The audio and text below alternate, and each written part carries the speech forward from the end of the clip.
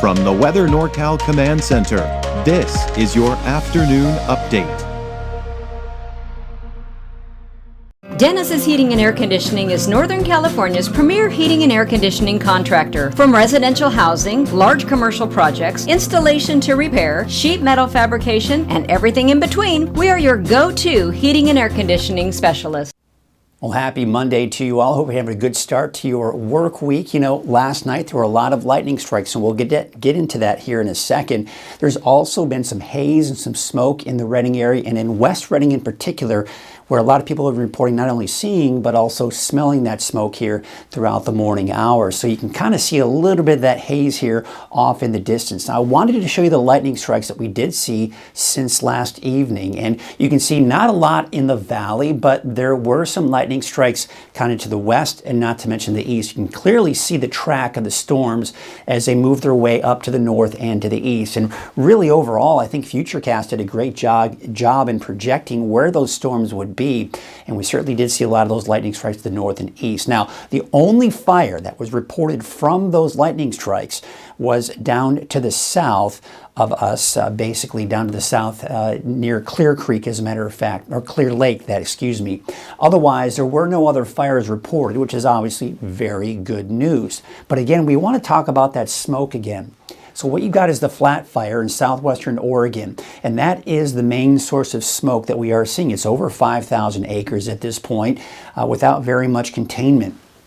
But we are seeing that smoke kind of work its way southward here. So as we go through the rest of the afternoon today, I think we're going to see conditions improve for the valley, more in the way of that haze. Now, don't let a lot of these deeper colors like yellows and even oranges get too, kind of alarm you too much. But when you start getting into these colors here, this is pretty much just meaning it's going to be kind of hazy out there.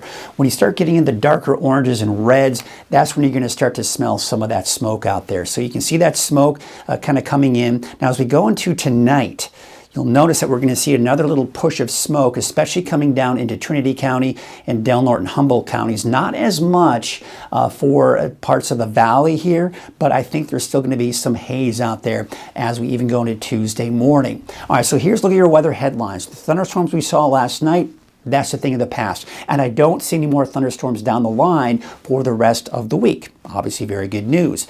Not as hot this week, especially from what we saw this past weekend, but it's still going to be above normal and it will still be hot. Now, there are no major heat waves in the forecast, but as I mentioned, it's still going to be rather hot out there. Like today, for example, we're about 102 for Chico, but 105 to 106 for Redding.